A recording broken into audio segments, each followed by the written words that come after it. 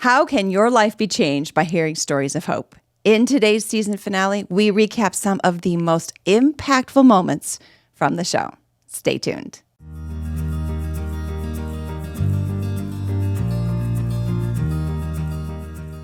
Welcome to Stories of Hope. I'm Christine Hotchkiss. Each week I bring you stories that inspire, educate, and give you hope. I want to thank my sponsor and podcast producer, the Motivated Mind Group.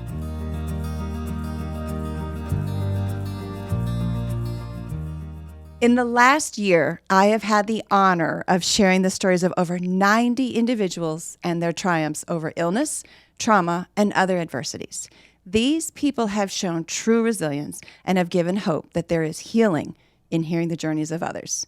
Today, I am joined by Jill Kemp, a producer at MMG Studios, who has worked behind the scenes on the show and shares how she has been impacted. Jill, welcome to the Season 2 finale. Thank you. You have been behind the camera with me for a year. So welcome to this side of the camera in the studio. Yeah, thank you so much. It's been a great year. I really enjoyed being a part of the show. When I came to you guys and I said, this is what I do and this is what I want to do, they're like, yeah, we're going to do this. And I was like, I don't think you realize what we're going to be getting into. So I said, I'm going to be bringing people in here that you're going to be changed by each and individual story, because we walk through our lives just dealing with our own stuff, don't we? Definitely. A lot of times you don't really think about what other people are really going through. So it's been interesting to sit here and listen and to really see a lot of deep and emotional and difficult journeys that people are going through. We've had people cry. Mm-hmm. They've made me cry. Mm-hmm. We've had people laugh. Yeah. We've had dogs in here. We've had kids in here. I'm sure we've just barely touched the surface. Mm-hmm. But in this year's time, we've covered quite a bit. Definitely.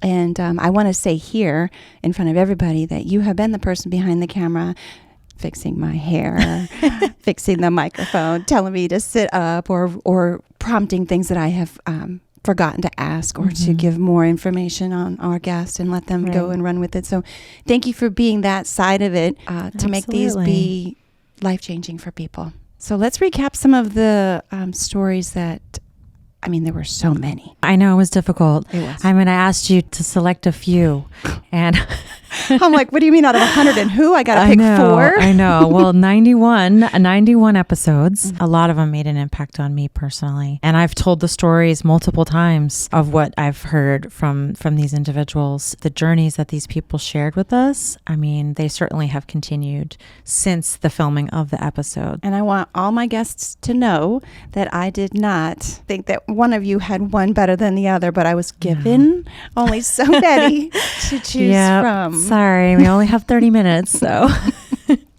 One of the stories that really impacted me is a lady I have yet to meet.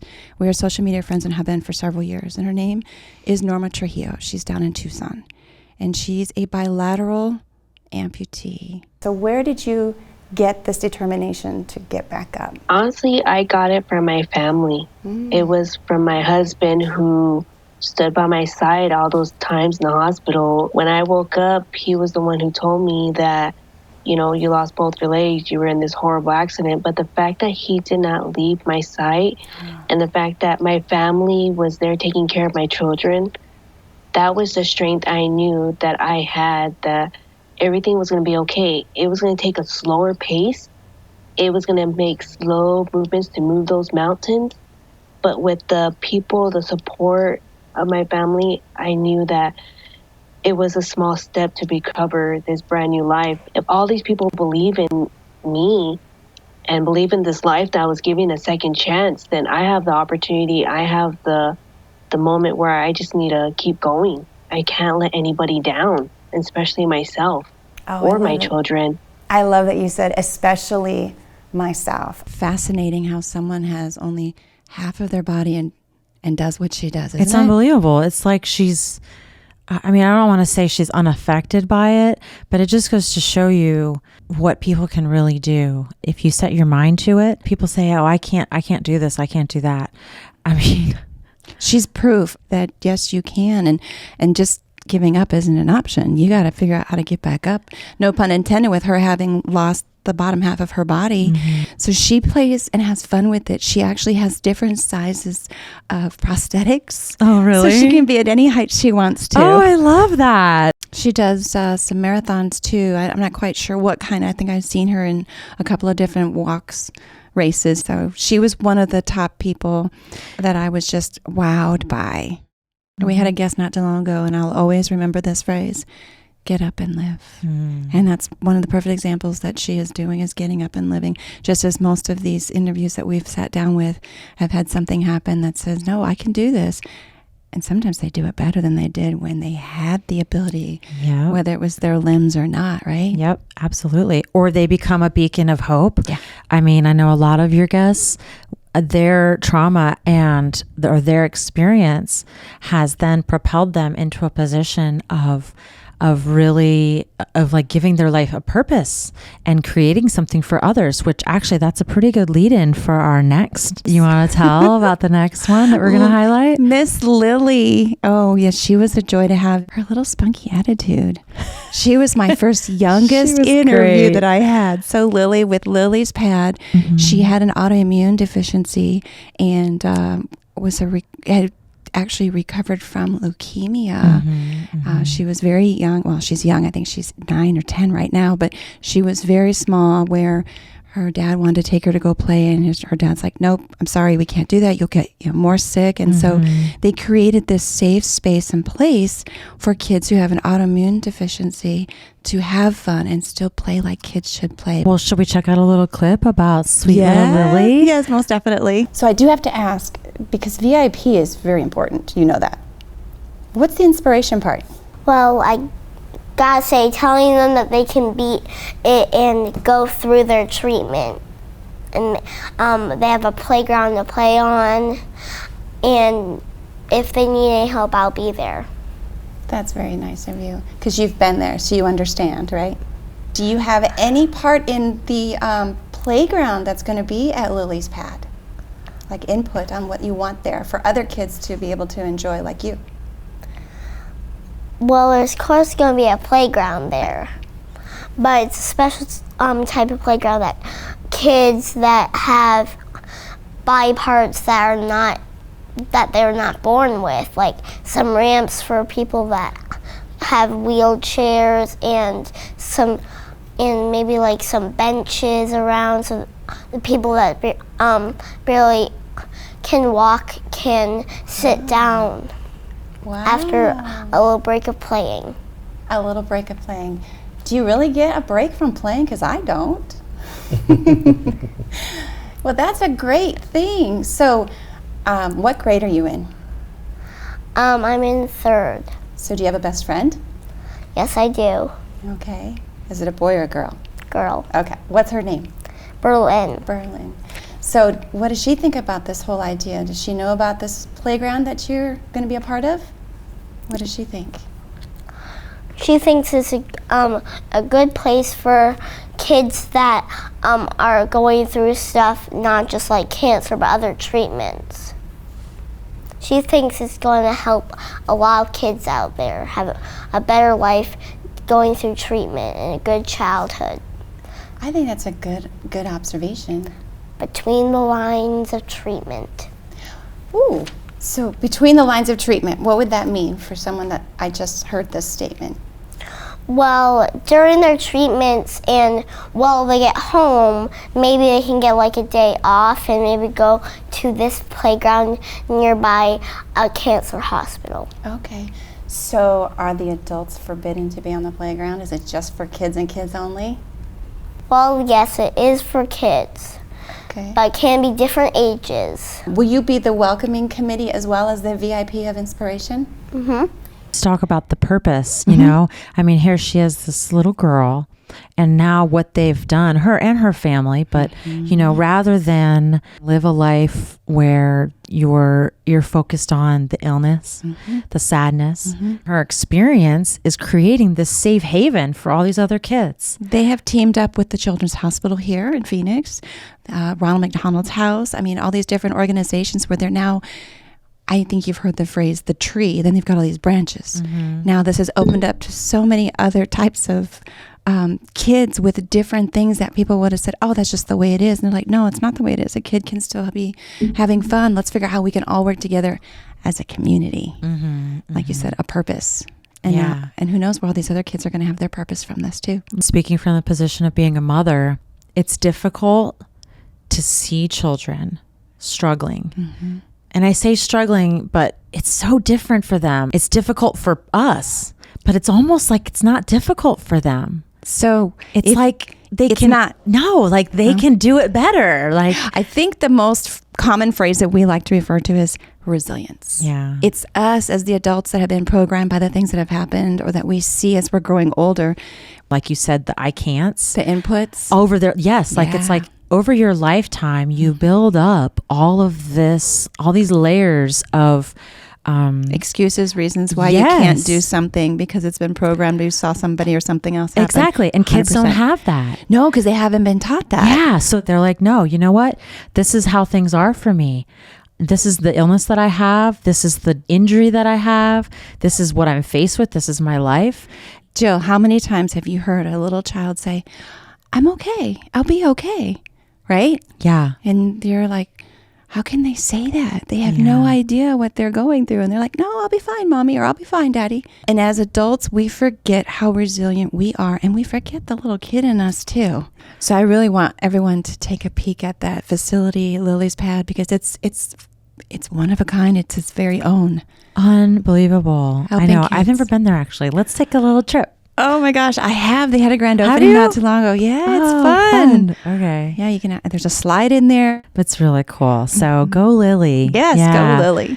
I would love to have her back. We should look at having her back in season 3. Yeah. And do a little update. Sounds from Lily. She'd be sitting there doing the whole entire conversation. Forget her dad. It'd be just her. Well, shoot, she's almost old enough. I mean, pretty soon she'll be CEO of her own operation. So. Probably. Right now she's VP of Positivity. I love it. Right? I love it. Thanks, Lily. You know, another thing that helps everyone is service animals. We got the kids. Now we've got the big people and different types of trauma, right? Wait, what? What? We've got the kids and now we have different the big type people. Of people. I say big people because we're talking about kids and then the resilience of kids, but now we got the adults and we're like, okay, so now we have something else that we need to help us. Adults need help. They don't have the resilience that kids have, right? Because we forget. Yeah. Then we rely on our pets. You know, a pet always makes you feel good, whether it's a horse, as you've got. Yes. I love horses. Yes. Or for some, it's a dog, it's a cat, it's a ferret, it's a pig, it's a whatever that's the comfort. And Goose was one of our guests along with Jenna and Ryan with PAWS, which is a local nonprofit organization assisting first responders and our veterans. He was retired Army and he was so straightforward with him dealing with PTSD, being a part of the military and the active duty that he had to overcome some of the trauma that he had to come back and say, I'm just going to live a normal life. And it wasn't that way. And that's where we actually almost had to break down ourselves with crying, because that was the reality of, we don't understand what our veterans are going through, our first responders, the trauma that they have to stuff down because it's their job. And I think a lot of people actually can qualify with the whole PTSD, but we talk about veterans the most because we hear about the suicide, which brings us to another part of a conversation that is very heavy, but people have to know about it. And with having you here and having an understanding as to why you both have this organization. I had been out since 2006 and I just didn't fit in. I missed the military, but I didn't have Facebook. I didn't have any social media, and I was by myself.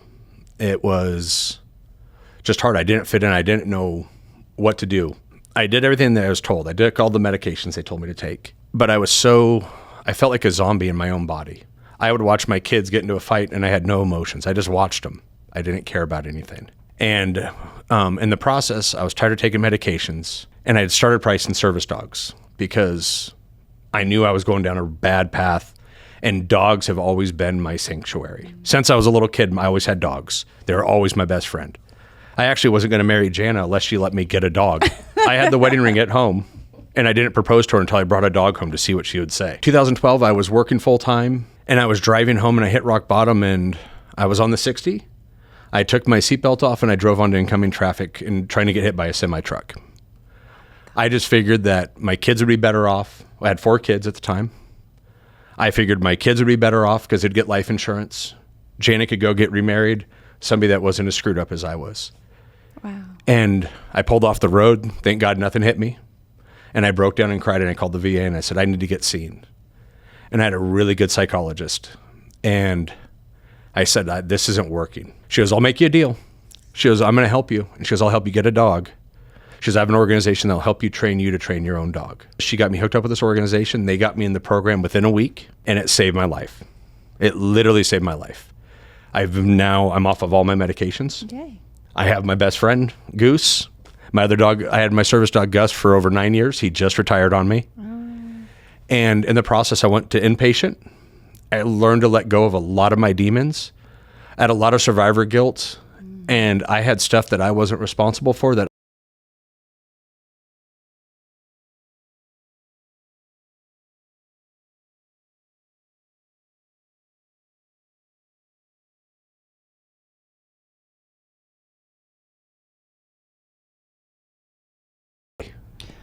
let's go outside. Let's go to our rooms and play video games tonight. Instead of going, what's wrong with you?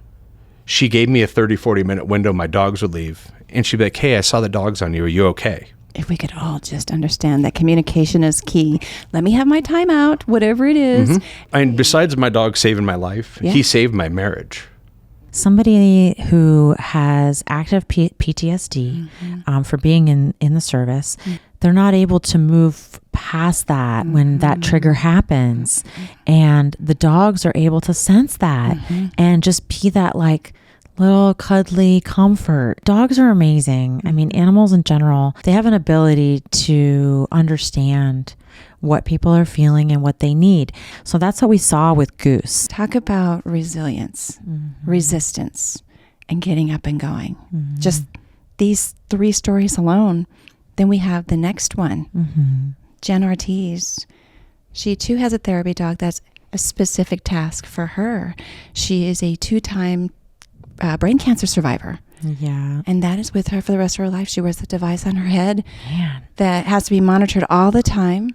And I know I can do this because she was so funny. I know. I'm like, how is this woman even real? No, I know. She was making she never had a bad hair day because she didn't have to worry about her hair. Yeah. You know, she's okay with me saying that because she had us in stitches here. The first one was August of 2020. My son had just started an online program for school because it was 2020. I finished up work and we're going to go for a swim.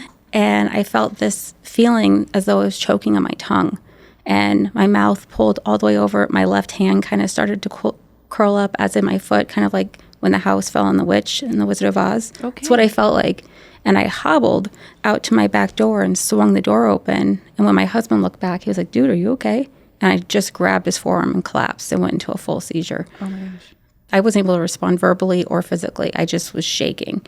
I did deny being transported. Well, if we're going to be honest. Yeah, absolutely. This is where it's supposed to be. You're going to help community. You're going to help me. I had a lot of parties during the summer of COVID.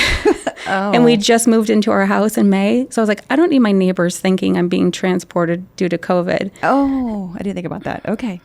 But I mean, my daughter was leaving for vet school and we just got our new home. So I don't know.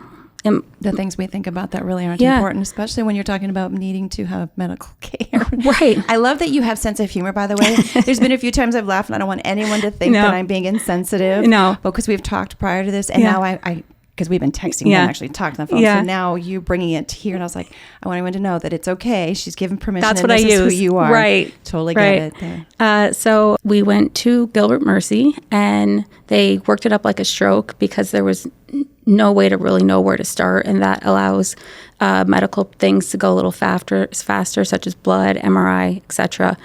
And they did a CT scan and found a mass on my brain. I was like, okay, I have 2 questions. One, will it impact my personality? She said no. And I was like, okay, will I still be funny? And she's like, that's a different part of the brain. She's like, you might have to learn to walk again. I was like, I could still be funny. Oh. on a walker or cane or wheelchair. So like it just from the beginning had to find some way to, I use sarcasm and wit and humor to cope. Humor gets us through every day, but sometimes humor is our mask, right? And so one of the questions I asked her is, what is it that we're providing for our kids when we're going through something? Do you wear a mask, Christine? Not anymore. I did because, as you know, I founded this show based on the tragedy of losing my daughter in a family auto accident. And for years, up until just recently, I was wearing a mask. I'm going to be okay. I'm not okay. I'm going to make sure that kids are going to not have to worry about anything. But in fact, we're actually causing more harm to them than we are good. So it does go both ways, resilience or not. We can wear a mask. The kids can wear a mask. The kids can be resilient. We can be resilient. But each of these stories that we have either talked about or not talked about, there's been a lesson learned out of every single one of them on how we get up and live, right? Whatever the situation is, we have the choice to decide how we want to enjoy our day. Yeah, I remember one of our previous guests talked about, it was a recent, I believe it was Cary Grant, who talked about how we do have to address traumas, things that happen to us that if we don't, deal with them, if we don't talk about it, if we don't connect with other people who have gone through similar things, like you always say, that Me Too factor. If we don't do that, then you're just pushing the ball down the field. It's just delaying the healing. We've heard stories about abuse, abandonment, neglect. So all these stories, whether we've highlighted just a handful of them, they all have some similarity in each of their stories. And you made a great example of just pushing the ball down the court. It's going to keep rolling, but where's it rolling to? And what is it passing up? Or what is it not? Where's the traction that says, I have to stop? Yeah. Like Tammy, the burn survivor. She said the same thing. She was like, I can either sit in a corner and cry for the rest of my life because I can't change what happened to me. You've had so many guests on here that have said that same kind of a thing. You can't change the hand that you're dealt. You can either connect with other people that have similar stories. You can seek out guidance, people that you trust, but to just ignore it, it's not gonna change anything that's happened. And there's a beautiful life out there for you. And your purpose could be with helping others. Your purpose could be sharing your story.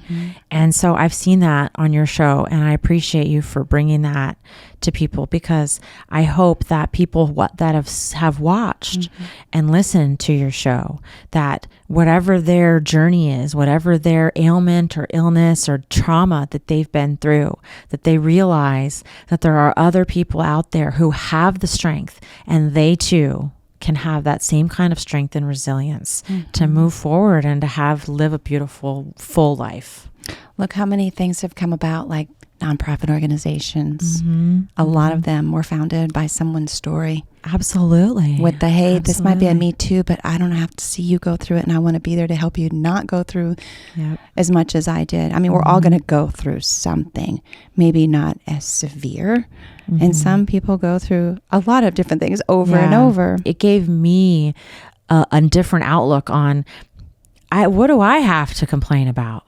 Like I can't sit here and not be grateful for what I have. If you have all these individuals who, whether it be through starting an organization or whether it be through, connecting with other folks or giving others the opportunity to share their stories, I definitely appreciate that sensibility that I've gained from watching all these 91 journeys.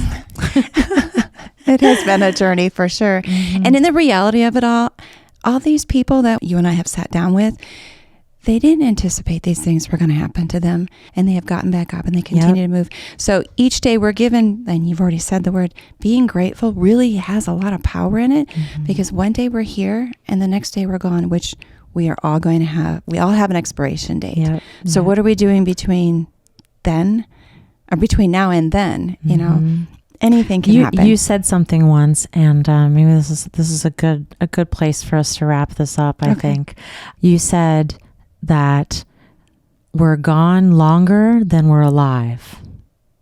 Did I paraphrase that? So what are we doing with our life? Mm-hmm. That's always stuck with me. Mm-hmm. That's very true. Yeah. Mm-hmm. Life is short. Life is so short.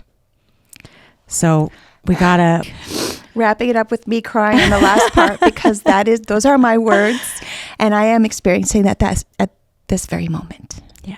With founding Stories of Hope based on the tragedy of my 17-year-old daughter passing away. Her name is Nicole.